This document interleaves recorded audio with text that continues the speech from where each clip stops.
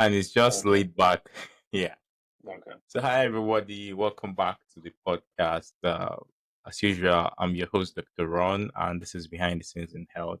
As you know, we just bring you guys exciting career stories of people who are doing amazing things in healthcare. And today's episode, we have Dr. Ahmed with us in the studio, who is an interventional radiologist, sharing his journey in interventional radiology, how he got here, and what the future sort of lies. So, Dr. Ahmed, thank you for joining us today on the show. Yeah, thank you very much for having me. I'm glad to be here. So, yeah, let's dive into the conversation. So, typically, I like starting from, where did the journey start from? So, what inspired you to sort of, consider a career in medicine, and why did you opt for interventional radiology? Can you hear me properly? I think my internet connection is Yes, a I bit can hear you. unstable. Okay, very good.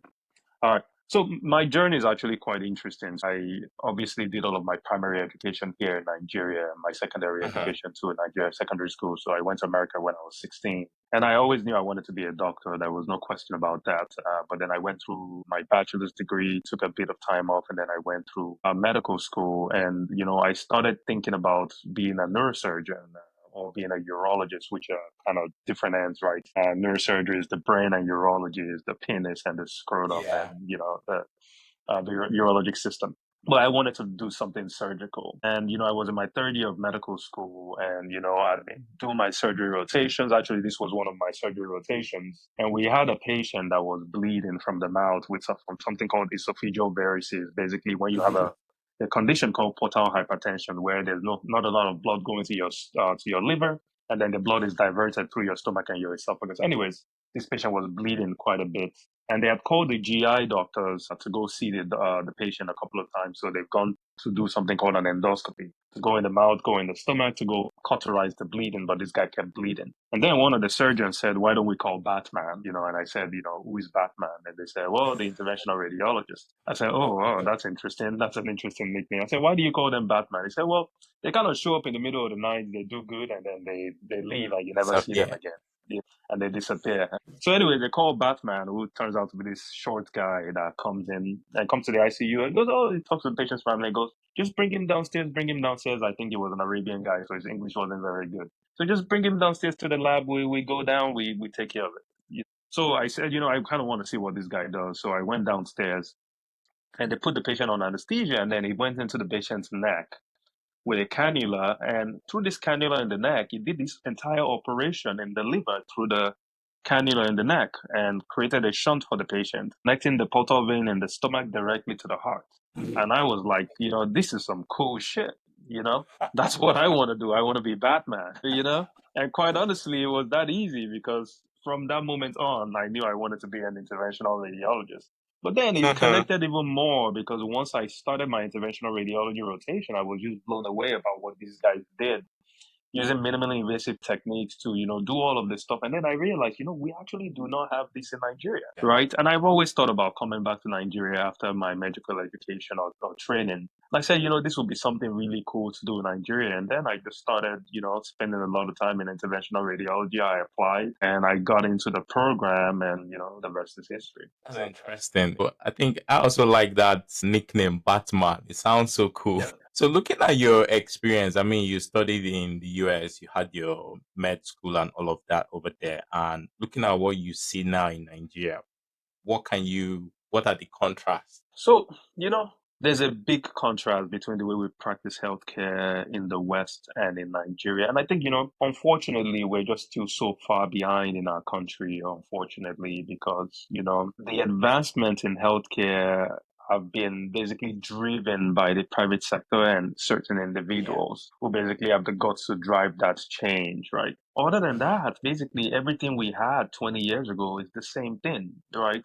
I mean, you have to give it to some of the doctors in the public sector that are actually going out, getting training, bringing those skills back. But largely, healthcare here is very, very fragmented, and the training for medical doctors or medical officers, unfortunately, is not great. A lot of the people that work with us, you just have to train from the bottom up. To in modern medicine, it's even simple things as learning how to address a patient with respect and making sure, I always say something to the people that work with me. I always say, the patients are bosses because they're paying us, Yeah.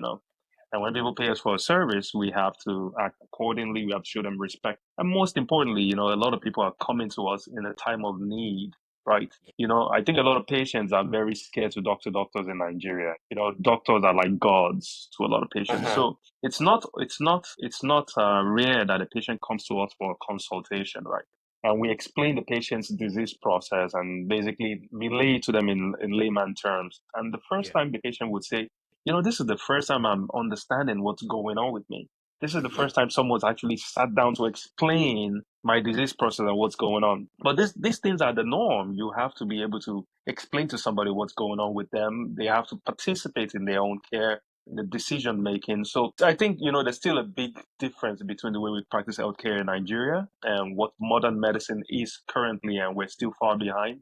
But as I said, there's a lot of individuals in the system that are trying and moving mountains to make things better, but we're just still quite far behind. Yeah. Well, I hope we hopefully get to that point where we can sort of match up with, what's obtained elsewhere. So you talked a bit about your residency training. So, I mean, interventional radiology is not that very common in Nigeria, Mhm. basically. So looking at your training, like, what was the most challenging part of becoming an interventional radiologist? So interestingly, when I was in training, the path to becoming an interventional radiologist was a bit different, right? So we used to have to go through diagnostic radiology. So you have to be board certified in diagnostic radiology, and then you go to fellowship in interventional radiology. So for Okay. me, going through diagnostic radiology was a means to an end because I still don't like diagnostic radiology much. I just want to do interventions. So, but then my last 2 years were interventional radiology. My last year of residency, where I spent a lot of time in interventional radiology, and then my formal fellowship.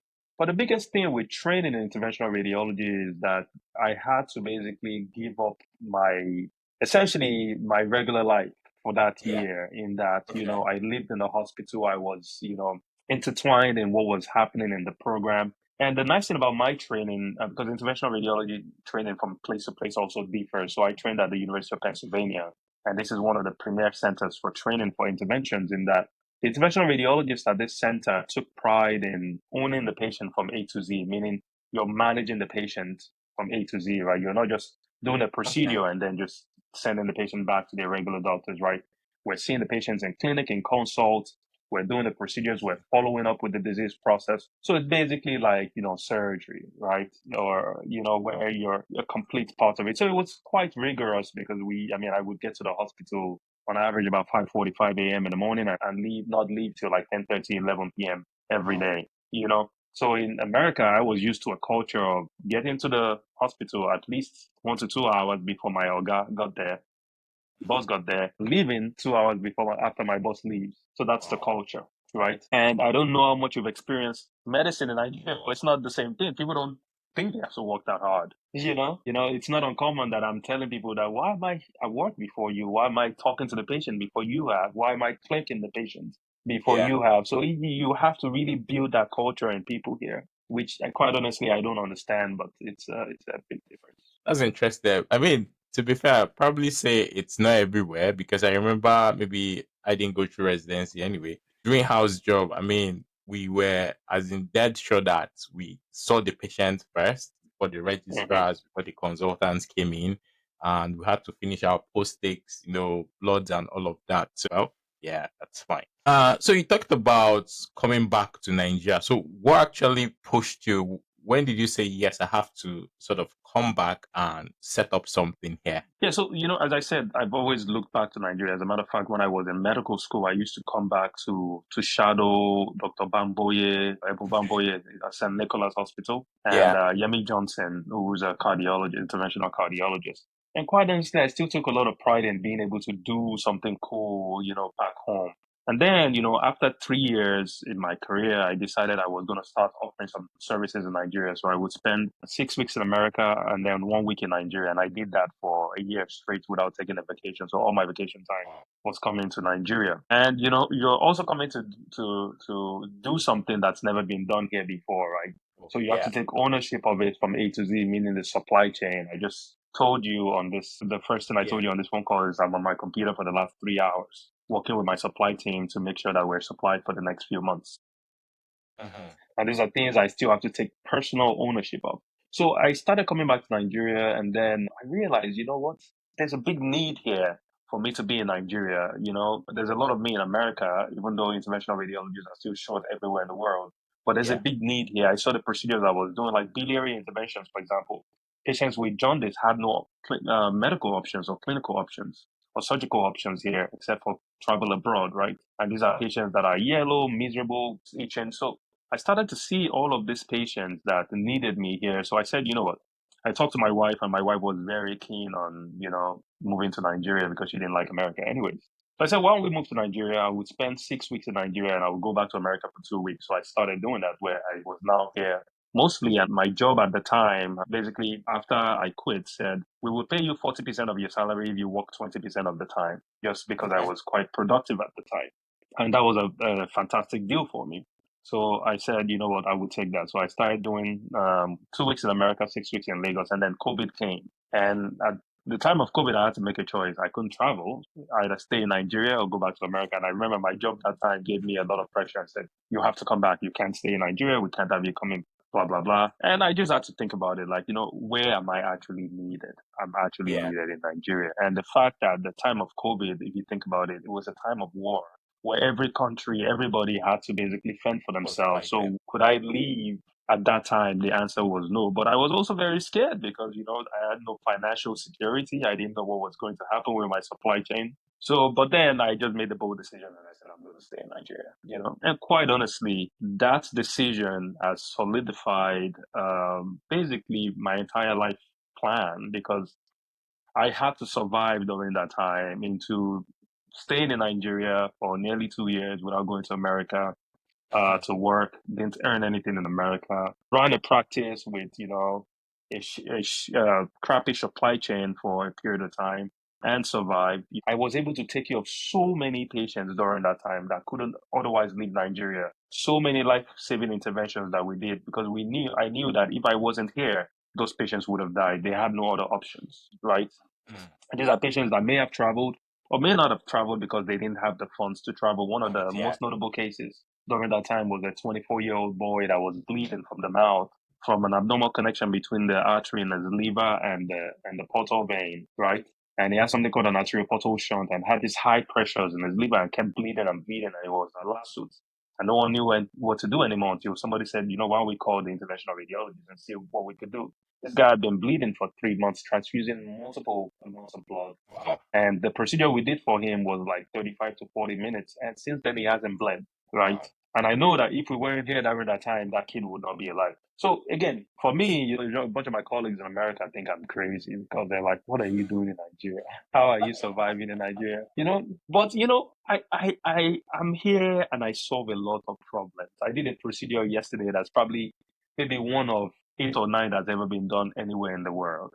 You Wow. know, with a lady with a something called a parathyroid adenoma, basically causing hypercalcemia Yeah. Yeah. and also obstructing her trachea. And this lady has been in the hospital for like 6 weeks. No, no, no. I take it back. She's been in the hospital for 6 months 6 months. without anyone Wow. finding a solution. They said she wasn't a surgical candidate, right? And then they called my partner. They were transferring her to Eurocare, and they said, "Is there anything you can do for this lady?" I said, "Well, never done this before, but I'm pretty sure I can find a vessel that fits that thing, and I can block it up." Yeah.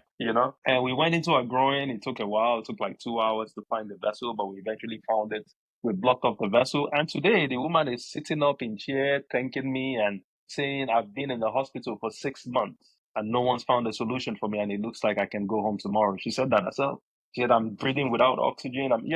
So so for me, being able to solve these problems that are not common and do it in an environment such as this where everything is stacked against us and a lot of times, I mean, there's Yeah. nothing more satisfying for me than that. So that's why I'm here and I'm going to keep doing it. It's awesome. The other time I was speaking with Dr. Douglas, neurosurgeon, too. Mhm. He also finished in the UK. He came back and he's solving a lot of problems that typically people wouldn't do. So that's great. So apart from the whole supply chain issues that you have to sort of manage, are the other sort of challenges you faced trying to set up your practice in Nigeria? So Nigeria is unique, right? Nigeria is very unique in that. No, no, it's a unique place. And I always tell everybody, if you are going to practice medicine here, then you have to be ready to take nearly full ownership of everything. And why do I say that? In America, I had a lot of what's it called, safety nets. Again, patients couldn't find me. You needed to talk to multiple people, multiple layers before you found me. Here, everybody wants to talk to me directly, Straight which is direct, yeah. exhausting, right? All my mid levels become useless because they don't want to talk to them. They want to talk to me, right? Dealing with the challenges of the Nigerian healthcare system, finding ways to get things done without having all of the tools you need all of the time. It's very frustrating. I mean, I have to, as I said, I have to make sure that all of the supplies that we use, that none of them are produced in this country, are here all the time because we need to be able to sort emergencies. We need to be able to take care of people when they come in without blinking, right? So I think those are the biggest things for me in that. And then even the hospitals, right? The hospitals that you think are really shiny and, everything you need should be there and, the blah, blah, blah. Yeah, Quite not there. honestly, we still have to do a lot of work into making sure that we can take care of everything. As a doctor, take responsibility, right? And make sure that everything you need is there. And it's not uncommon that you go to a hospital and you say, I want to do this procedure. And say, oh yeah, yeah, we have the theater, we have everything you need. You just have to show up and do it. And I'll just give you a simple example. I walked into a hospital to do a procedure and they told me, oh yeah, everything you need is there. We'll provide everything, don't worry. So I said, well, I need a sedation nurse or an anesthesia nurse, blah, blah, blah. Oh, yeah, yeah, we got all of that. We got everything you need. So I'm about to start the procedure, and the nurse that's in there says, I say, give 1 and 50. And every nurse knows what 1 and 50 means. Usually means give one of midazolam and 50 of fentanyl, right?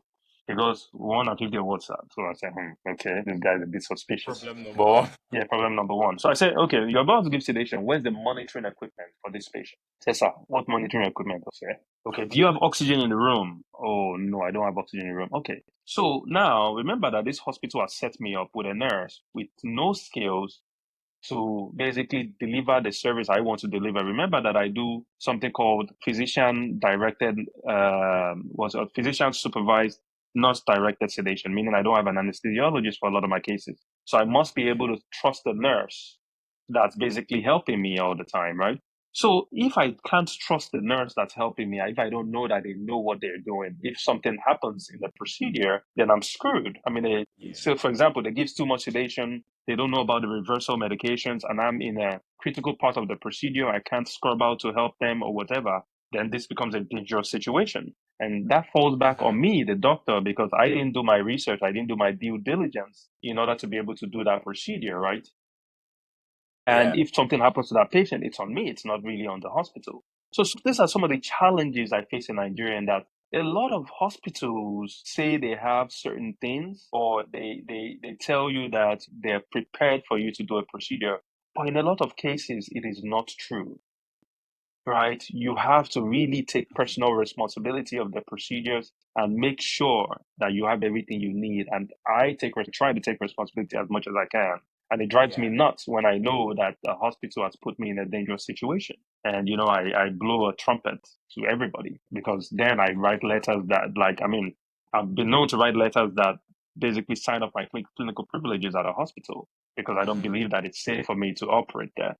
And people don't understand. They just think you're being melodramatic. But when you've worked in a system where things are standardized and people are held accountable, then you don't just go do procedures in places where you don't feel comfortable because Oh, yeah. ultimately you are responsible. Absolutely.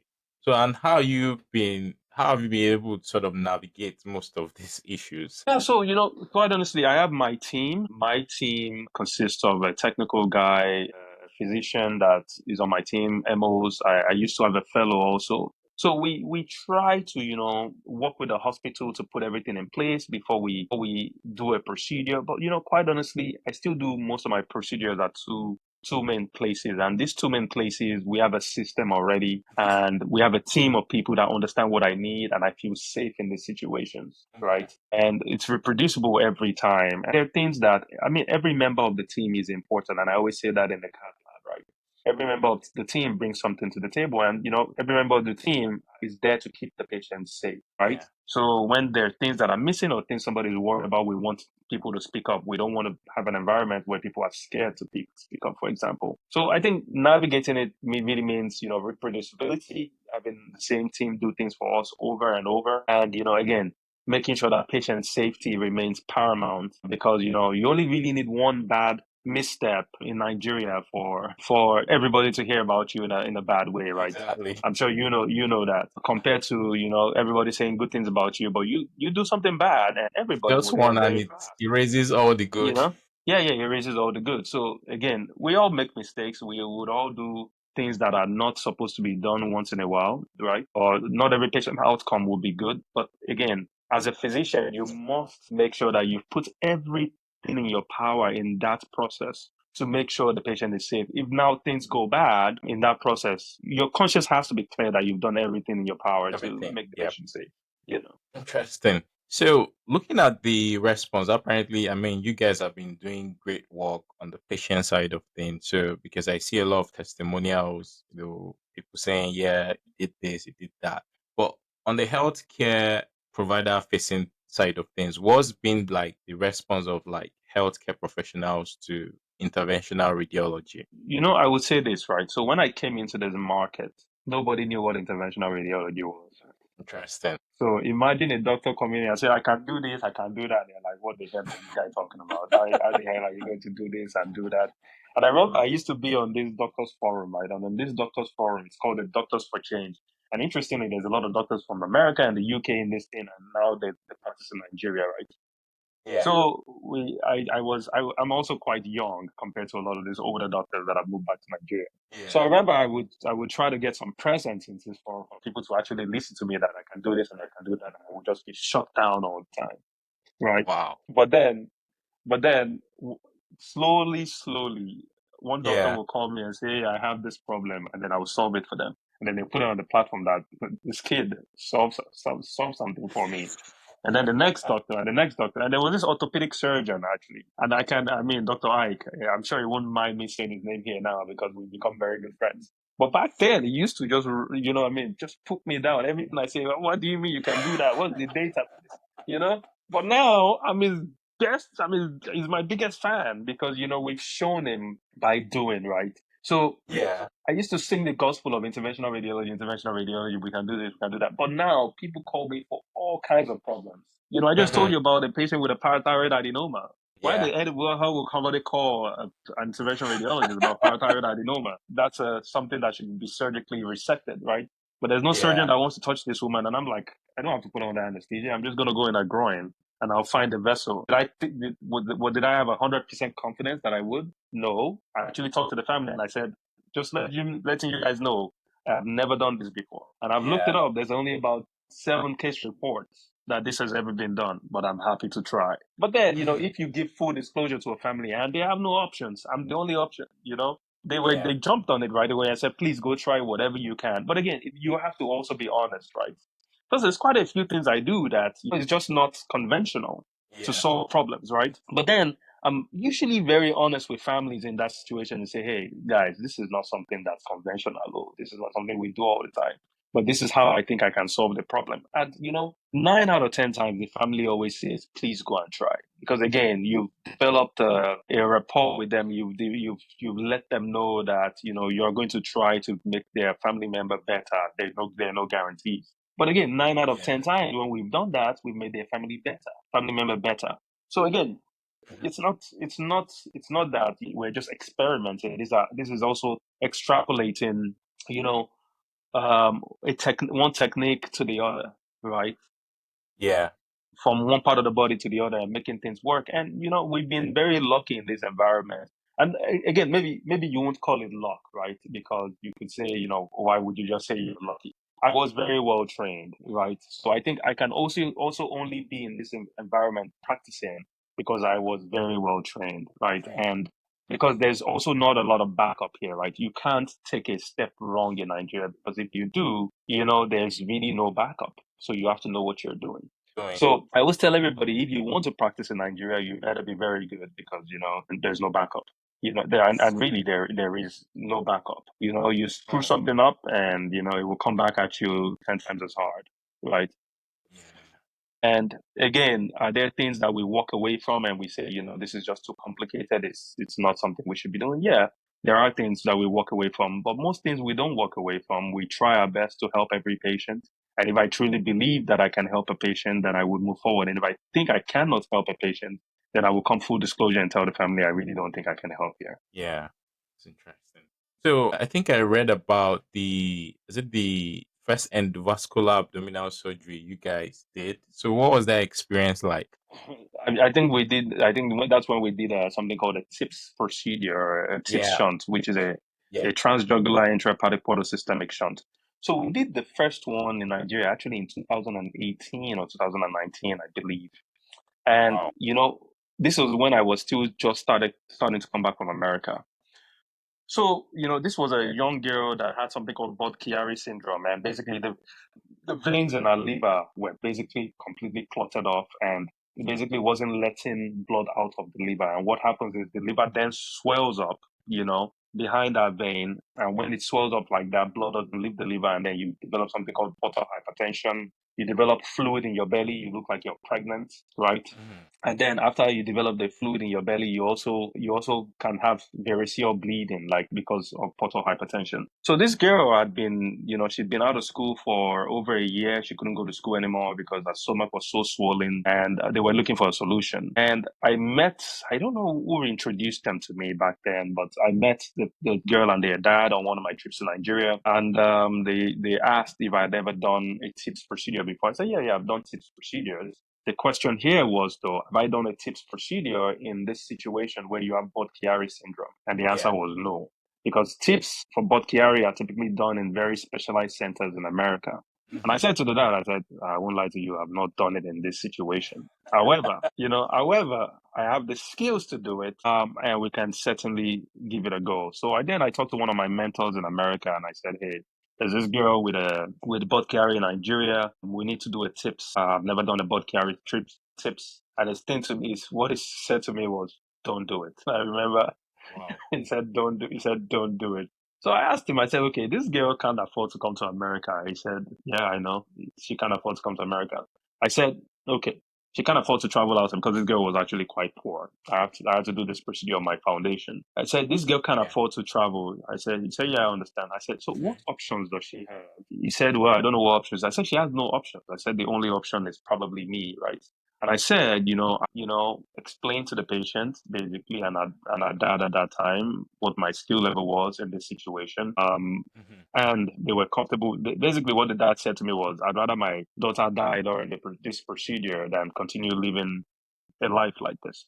So, anyways, I came to Nigeria. I remember I planned. I came to Nigeria, and the procedure took us like 4.5 hours. It was just really, really difficult. Wow. By the end, we did the procedure, and it went well. And this girl went from being emaciated, meaning all of the what's it called? All of the muscles in our face and our body were wasted already, Mhm. to a person who wasn't emaciated anymore. She had developed facial fat and, was just doing incredibly well, right? 2 months later. And that was the kickoff of us doing complex interventions in Nigeria because we showed that we could do it. We had put a team of people together.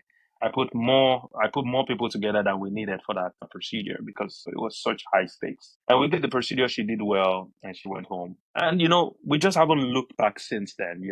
Even things that we didn't offer before. Now we're doing a lot of stuff in the neurointervention realm, right? We're doing brain aneurysms. We're doing spinal Yeah. cerebral malformations.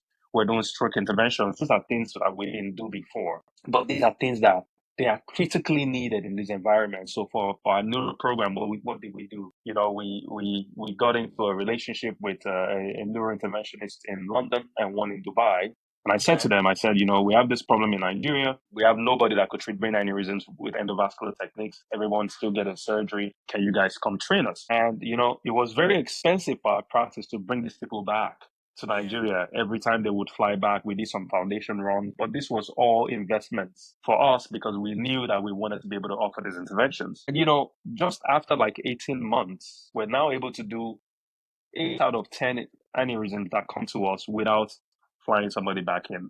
And we've done them all safely. So that's an Awesome. incredible achievement. Now we're treating stroke patients who otherwise will be completely debilitated. We had a we actually had a a very very interesting story, and I think this woman's story will come out soon. They drove her from Enugu overnight. They called me at 10 p.m. at night. She was 45. Yeah. She had had a stroke at 4:30 a.m. in Enugu. They did a CT scan, and it was 10 p.m. in Lagos. And I said, well, we only have a 24-hour window. She can't make it in Lagos by the next morning. And her family told me, what if we start driving now? I said, well, I mean, there's not a lot of hope here because she was paralyzed on the left side. And they didn't tell me, but they drove to Lagos. At 7:30 Wow. a.m., I got a phone call and they said we're at Ojota, we're near Ah. Lagos. And I said, what do you mean you're at Ojota? So anyways, they brought this 45-year-old woman in. They got to the clinic at around 11:30. This was now 32 hours after the stroke. Yeah. And after they got to the clinic, sorry, what's it? You go to bed? See, after they got to the clinic, I said, well, we'll do a CT scan, we'll do an angio to see what's going on here. And we saw when we did the angio that she had only infarcted maybe about 10% of what she could have infarcted from the vessel that was occluded, which means she still had a penumbra, which means she still had enough Yeah. brain to save. And we took her to the cath lab, we opened up that vessel, and what do you know? The next morning, that evening, that woman is moving her left hand and her left leg. And today she's Awesome. walking. So for us, for me, that's what gets me excited every day. That's what gets me going because I can make a significant difference and I can do it without having to put somebody under a lot of risk that I can do with minimally invasive techniques. Hmm. That's interesting. Me, I see most of your posts on LinkedIn, procedural, subdural, hematomas, and all of that. And I'm like, okay, Mhm. these guys are really doing great stuff. So you have a fellowship program where you sort of mentor people or train people. How does that work? So basically, I mean, we realized that one of the biggest things we had to do in this environment, obviously, was to train and make sure that we're passing on skills, right? So Yeah. initially, we started collaborating with different universities, and our collaboration basically centered around bringing or going to those universities, doing training and things like that. But quite honestly, that just did not work because the time we were spending at these universities did not add up to basically what we were putting into it. We couldn't really get training going as fast as we wanted. Yeah. Things just weren't working. So I said, you know what, why don't we do this? Why don't we switch it up where we create a training program, and on that training program, we basically get people to come to our center to train, right? And basically the university will pay the consultant for that period of time, Okay. basically guarantee their salary for 2 years of training. And then they would have to sign a binding agreement with the university that they would go back to the university after training. And we got our first trainee from University of Ibadan, and we trained him for 2 years and he's now back at the University of Ibadan. Interestingly, that's the person who covers my practice when I leave Nigeria now, because I still go to America maybe 1 week every 8 weeks, right? Yeah. So when I leave Lagos, that's the person who covers my practice. So for us, we've now created one more interventional radiologist, right? And then we've also had a significant mentorship for medical students because obviously this was not a field that, medical students knew about Aware of. before we came in and started talking about it. And we've had a lot of medical students rotate through our service. Even now, we have a relationship with University of Ilorin where they send two medical students every 2 weeks Okay. to us. And some of these medical students, and we also have doctors who are just interested in interventional radiologies and have seen our work online, come in and say, we want to come do a rotation. Can we do a rotation? And we bring people in, they do a rotation. And some of these people have now matched Yeah, in I saw your interventional post. I radiology. think one Raphael Eloka. Yeah. Yeah, so the most recent one is Raphael, he was a student at Lutz, was interested in surgery, and then obviously noticed our work online, came in for a rotation, and he says, I mean, like, I don't want to do surgery anymore. I want to do this stuff, right? You know, and what do you know? He matched directly from medical school. Obviously, I wrote him a letter also for his application, But, most of it was quite honestly his work because he had to put in a lot of work in order for him to match directly from medical school, right? And I always tell everybody, some people come to me, come to my rotation, and you can tell the people that everybody obviously wants a letter of recommendation. And I always tell everybody, what you want to do when you come to my practice is not focus on me writing your letter of recommendation. What you want to focus on is just do the work. show up every day and do the work and show us what you can do, right? Be a part of the team and take care of our patients every day. That's all we want you to do. If you can do that, there's a high possibility I would notice that and I would want to write you a letter. You don't even have to come to me. I would come to Ah, you and say, yeah. hey, when you're done with this rotation, if you want to do interventions, let me know when you're applying, you know? But there are people that also come to my practice and from day one, they're asking me, sir, would you like me a letter of recommendation? You know, and I'm like, it doesn't work that way. You know, that's absolutely not how it works. Excuse You me. know, Yeah. what you want to come, what you want to do is you want to come in, you want to anchor down, and you want to do the work, and you want to see how it goes, and then we write you a letter of recommendation.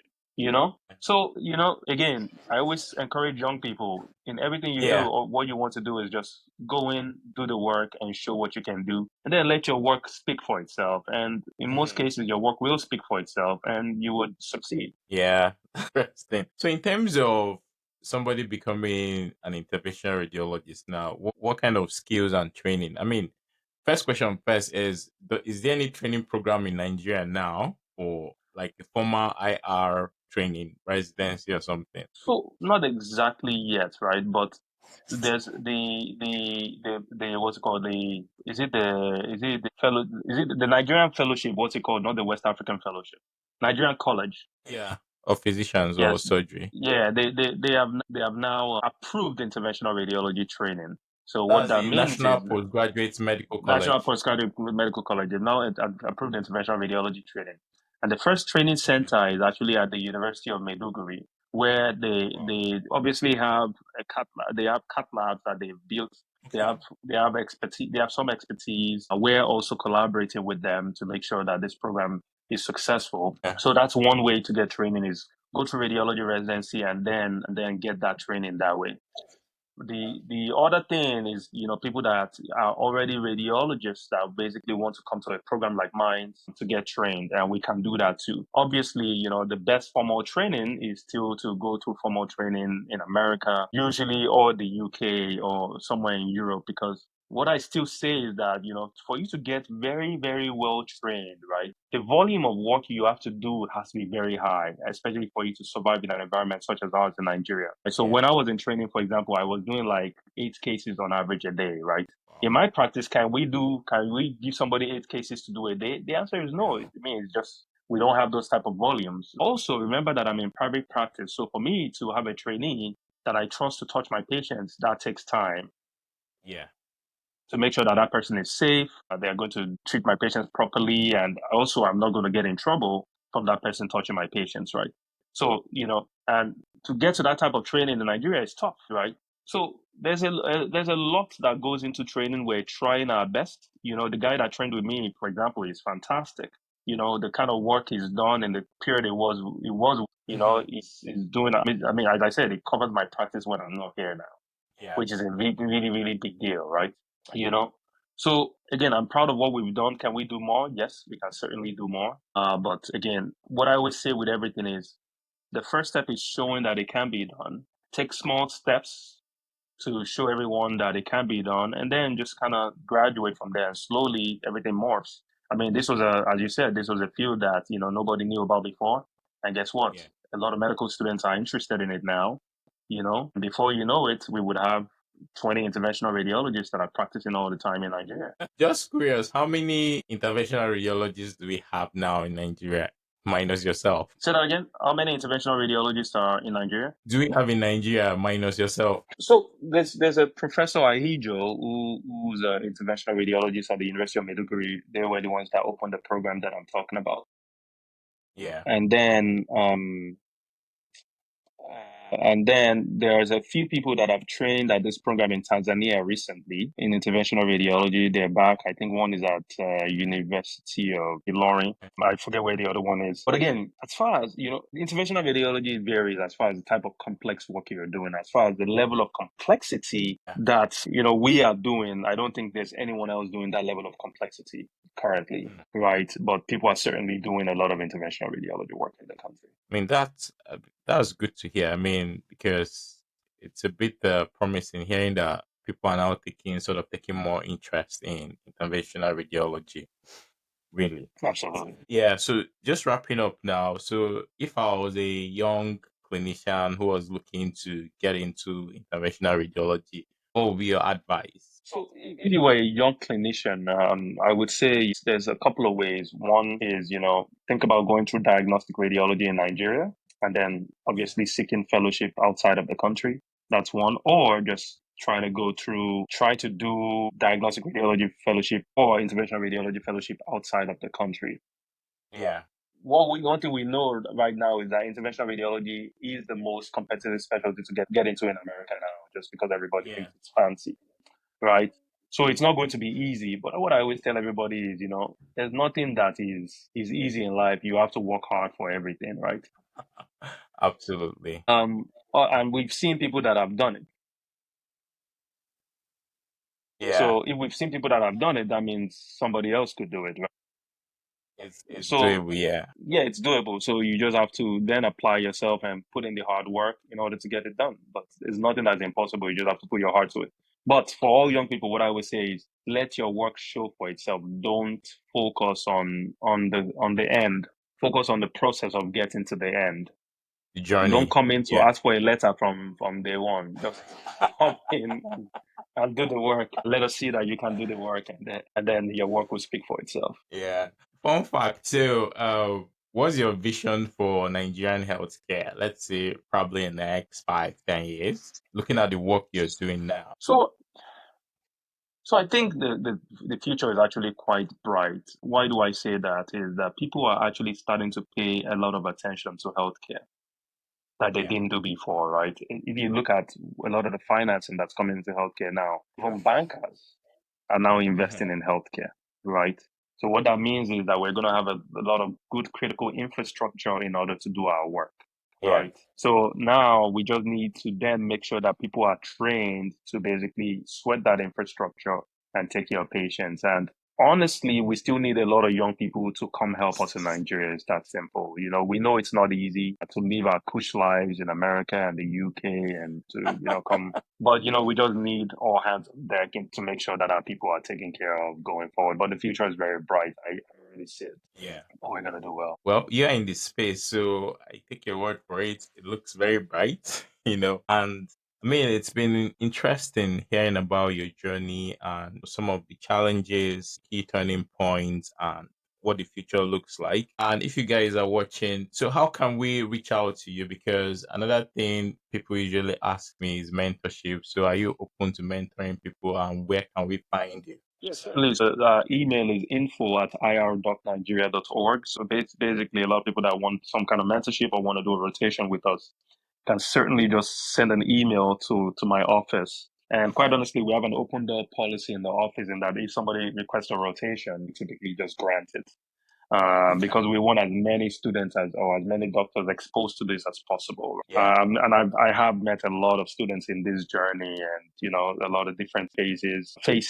And as I said, we have an open door policy. Just send an email, let us know where you are, send your CV. Send us what your aspirations are, and let us know when you want to do a rotation. As long as there's not at least two people on rotation at that time, they would typically grant the request. Okay, so typically you take into every point in time. That's what your capacity is for now, anyway. Yeah, that's the capacity is for now. Yes. All right, that's cool. So thank you so much. I mean, we could go on and on, but just conscious of time, and you've also got to get back to your planning work and all of that. Thank you so much for giving us some of your time this evening, and we Thank keep you. looking forward to some of the good work you're doing. We hope we get to the point where we say yes, we have enough IR people in Nigeria doing great stuff like you're doing.